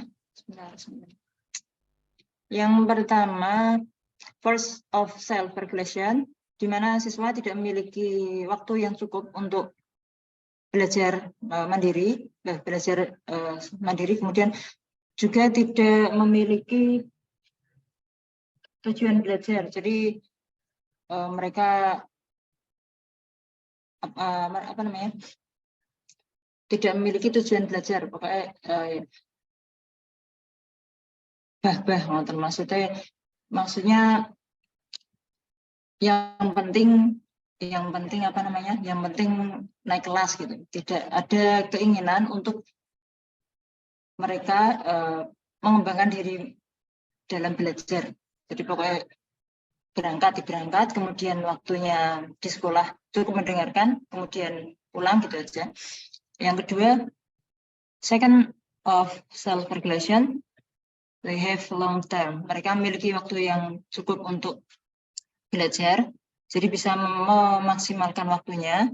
Kemudian memiliki tujuan belajar, jadi sudah di planning dengan baik, dan juga namun tidak memiliki kesempatan untuk merevisi pekerjaan mereka. Jadi ketika pekerjaannya itu keliru, ya udah langsung dibetulkan sama gurunya. Jadi tidak ada kesempatan untuk memperbaiki yang betul itu bagaimana seharusnya, kok tiba-tiba seperti ini. Jadi kadang siswa itu masih bingung. Diberi soal berikutnya juga bingung lagi karena memang tidak tahu alurnya gitu. The search of self-regulation have long term. Mereka memiliki waktu yang cukup, kemudian tujuannya juga jelas, memiliki rencana belajar yang sudah di setting. Jadi misal 40 menit itu untuk apa saja. Namun mereka juga tidak memiliki waktu, tidak diberi kesempatan untuk merevisi tadi ya. Mungkin masih banyak ya, pokoknya tahu-tahu dikoreksi dan kadang juga tidak dikembalikan, jadi siswa itu tidak tahu dapat nilai berapa atau jawaban dari soal yang kemarin itu bagaimana, kadang juga tidak tahu. Itu termasuk yang ketiga. Kemudian yang keempat ini yang paling baik, yaitu mereka memiliki waktu yang cukup untuk belajar tadi, kemudian memiliki tujuan belajar yang jelas, memiliki rencana belajar, dan memiliki kesempatan juga untuk memperbaiki hasil pekerjaan mereka. Jadi keempatnya lengkap. Ketika keempatnya lengkap itu nanti self-regulation akan tercipta, dan ketika ada permasalahan di luar pelajaran, mereka juga bisa menyelesaikan karena belajar belajar dari konsep ya, dari konsep itu praktekkan di dalam kelas, kemudian ketika sudah di luar kelas mungkin bisa mengaitkan dengan konsepnya tadi. Kemudian yaitu in action, itu overview, mungkin bisa contohnya bagaimana, kemudian deskripsinya itu kemarin mengambil dari video yang disediakan di LMS. Bu, mungkin bisa bisa ditambah, atau jujur ini saya nggak begitu paham gitu. Bingung karena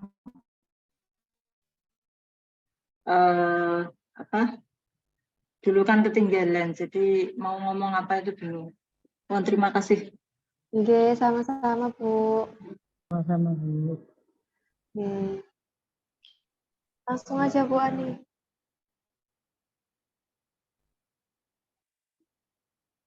Ya. Pak Prine mau gimana?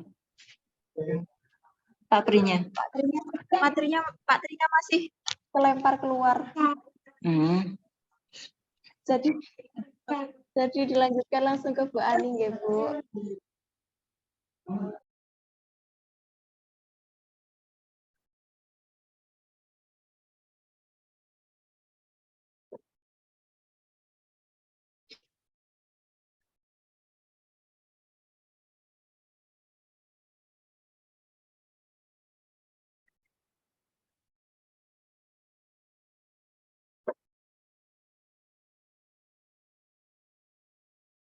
Assalamualaikum warahmatullahi wabarakatuh. Waalaikumsalam warahmatullahi Selamat sore. wabarakatuh. Semoga hujan ini membawa berkah. Amin.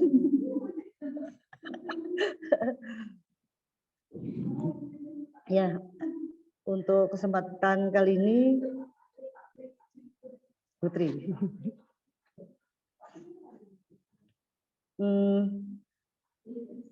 Tema saya adalah profil mahasiswa Pancasila.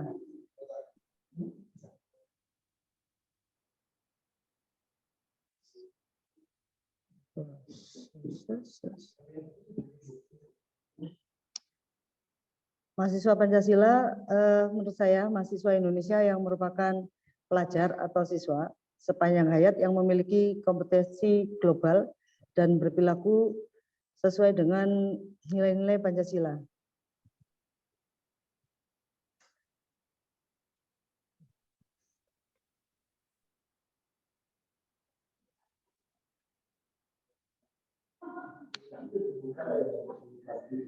mahasiswa Pancasila merupakan unsur sivitas akademi, belum ya Pak?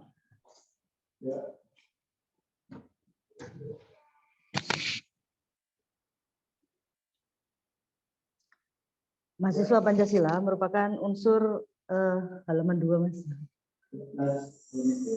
Unsur utama sivitas akademi yang merupakan generasi muda yang multi talenta, merupakan aset negara dimulai dari Budi Utomo tahun 1908, adalah tonggak kesadaran tentang pendidikan melalui organisasi modern. Monggo Pak Pri. Yang kedua adalah Sumpah Pemuda tahun 1928.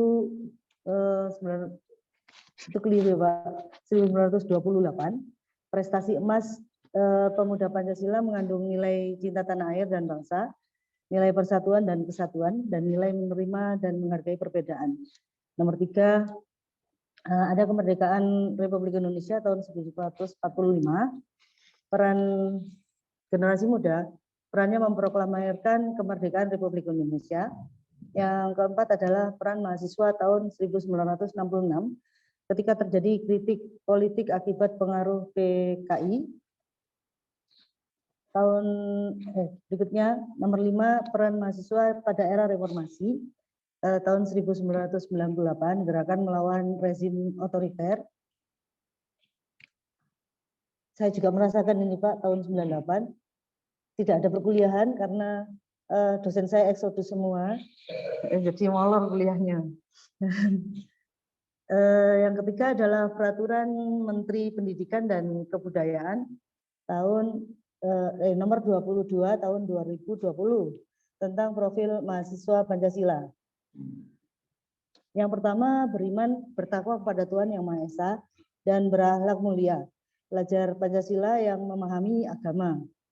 Nomor 2, berbhinneka global, mengenal dan menghargai budaya, kemampuan berkomunikasi interkultural. Nomor 3 adalah gotong royong. Pelajar Indonesia memiliki kemampuan gotong royong, yaitu kemampuan untuk melakukan kegiatan secara bersama dengan sukarela agar kegiatan dapat berjalan dengan lancar. Yang keempat, kita adakan secara mandiri. Pelajar Pancasila bertanggung jawab terhadap proses dan hasil belajarnya. Yang nomor 5, bernalar kritis. Pelajar Pancasila secara objektif, ya itu kurang Pak. Nomor 6, kreativitas pelajar Pancasila yang memodifikasi dan menghasilkan sesuatu yang original, bermakna, bermanfaat, dan berdampak. Sekarang tentang praktik baik profil mahasiswa Pancasila dalam kehidupan kampus. Yang pertama, sikap anti plagiatisme dari Sivitas Akademika. Ya, ini saya juga masih belajar Pak, teman-teman, karena saya juga plagiat, banyak ambil comot. Kalau jujur asli dari pikiran saya mungkin nggak bisa Pak, pasti saya ada nyentuh-nyentuhnya. Mohon maaf. Ya, saya belajar untuk belajar anti plagiatisme. Nomor 2, sikap anti perundungan dalam kehidupan kampus. Ini perundungan saya belum paham Pak. Perundungan itu yang seperti apa? Bullying. Bullying. Body shaming. Ya. Ya, betul. Terima kasih Pak. Nomor 3, sikap anti kekerasan seksual dalam kehidupan kampus. Nomor 4, sikap anti radikal dan terorisme dalam kehidupan kampus. Yang nomor 5, terlibat aktif dalam program kreativitas mahasiswa atau PKM. 6, terlibat aktif dalam organisasi kemahasiswaan atau Orgamawa, baik BEM maupun UKM.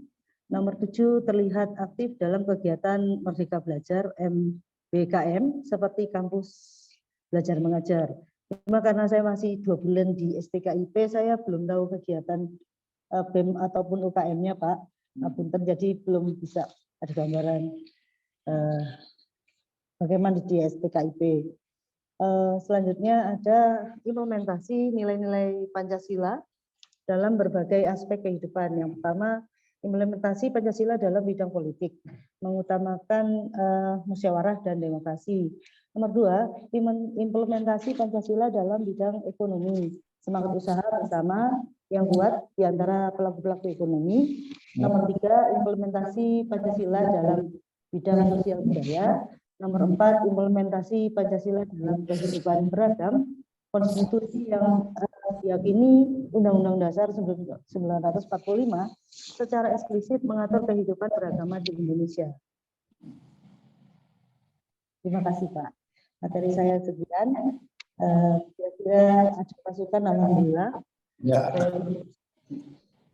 Oke, baik. Yang pertama Bu Ida tadi minta maaf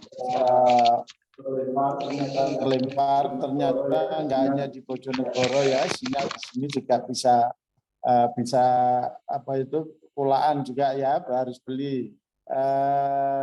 Tadi sudah Bu Ida sudah menyampaikan tentang kode etik dan tentang self regulative learning tadi. Sebentar ya Putri ya, sebelum nanti bahas Putri, bahwa memang dalam organisasi profesi ke-PGRI-an di PGRI itu punya kode etik. Maka PGRI memperjuangkan diri untuk mengklaim sebagai organisasi profesi karena sudah punya kode etik. Nah, kode etik guru itu adalah pedoman atau semacam pegangan untuk guru untuk melaksanakan tugas profesinya. Nah, dalam tugas etik ada ajan itu ya. Sebentar masih ada ajan.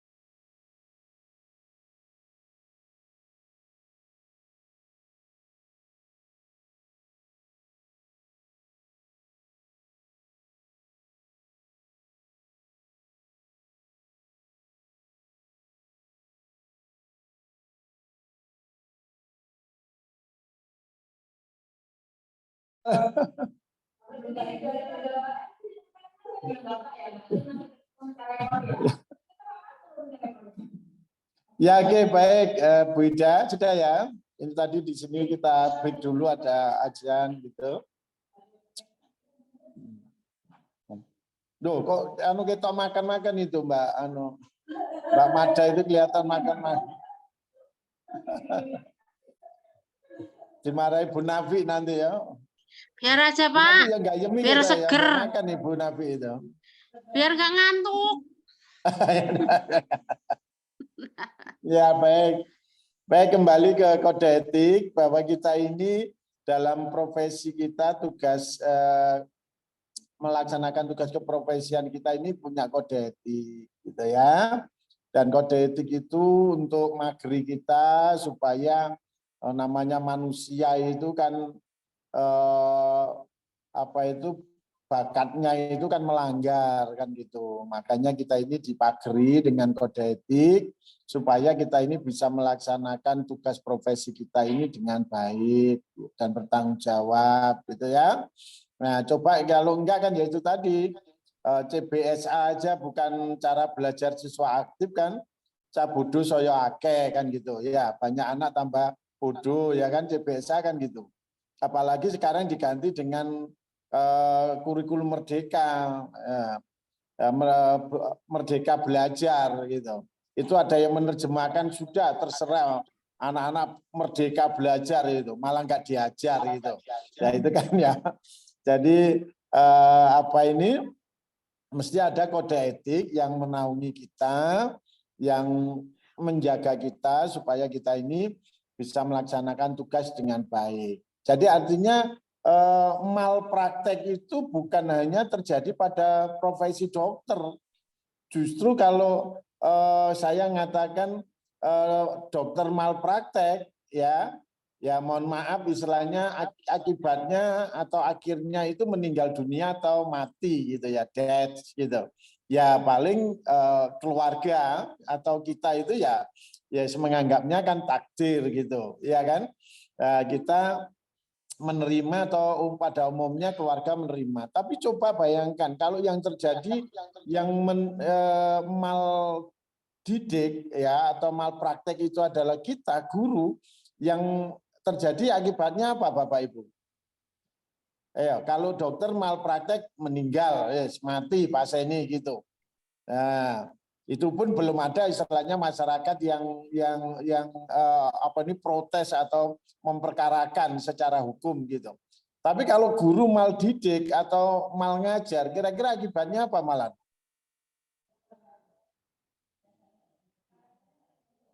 Iya, istilahnya yang terjadi apa? Cacat seumur hidup, ya kan? Cacat seumur hidup itu yang lebih bahaya menurut saya. Ya kan, itu bisa, saya itu pernah menurut saya guru saya itu mal praktek atau mal didik. Ya, saya sampai ingat nama gurunya itu, guru olahraga, ya kan, namanya Patmono, rumahnya Ngadisimo, rumahnya ngadep ke timur gitu. Itu gara-gara apa Bapak Ibu Saudara?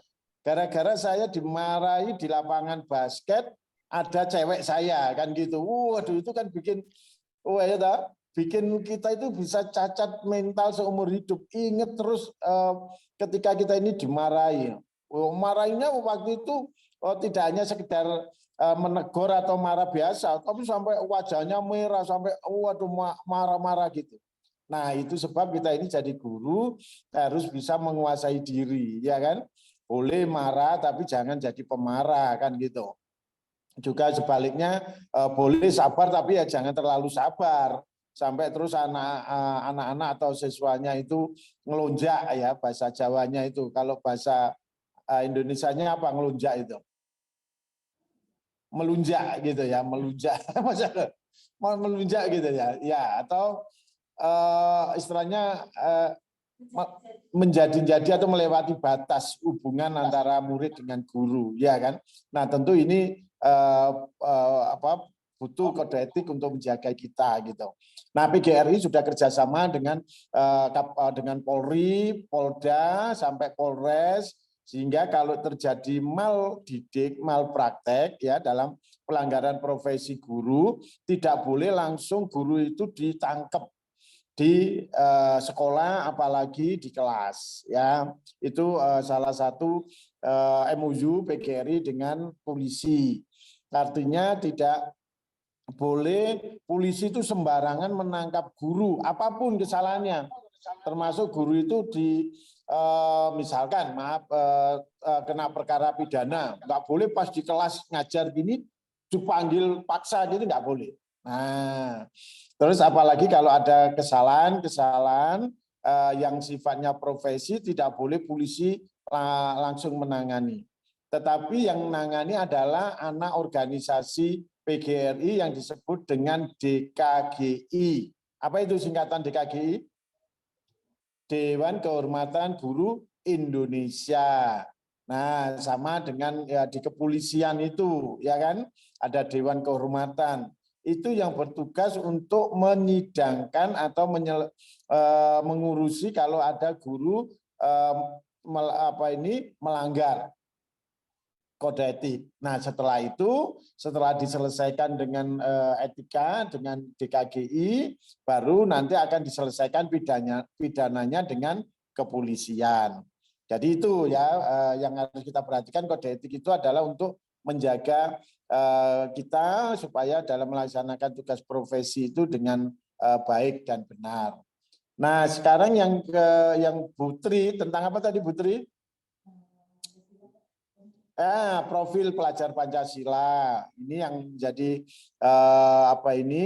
program dari Mas Menteri kita dan Kementerian kita Pak Presiden Jokowi, bahwa memang kita ini melihat Pancasila itu menjadi dasar negara, ideologi, dan sekaligus way of life atau pandangan hidup Indonesia.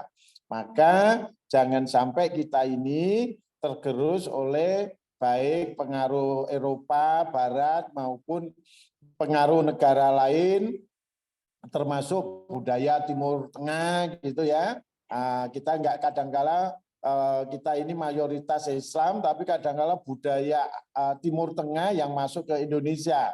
Ya, antara budaya dengan agama seringkali juga menjadi faktor pengaruh. Nah, itu yang seringkali sekarang ini pemerintah melihat bagaimana Pancasila ini kembali diaktualisasikan kepada peserta didik, pada siswa maupun mahasiswa, sehingga betul-betul menggunakan Pancasila sebagai dasar pandangan hidup bangsa negara ini. Ya. Nah, tentu ini tugas penting buat kita para guru pendidik untuk bisa menanamkan mana dasar-dasar negara di dalam hubungan kemanusiaan kita, hablum minanas dengan hablum minawonya itu balance gitu. Sehingga antara fondasi dasar negara dalam menjalin hubungan kemanusiaan ini dengan dasar-dasar keagamaan itu menjadi sesuatu yang kuat atau sama-sama dipegang secara kuat. Nah, itu sebab Pancasila bukan lagi diajarkan secara, dulu itu ada namanya P4, P4 ya, apa itu P4-nya?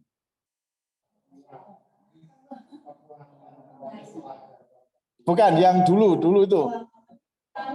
Zaman Orde Baru itu pengamalan apa penghayatan? Penghayatan dan pengamalan Pancasila.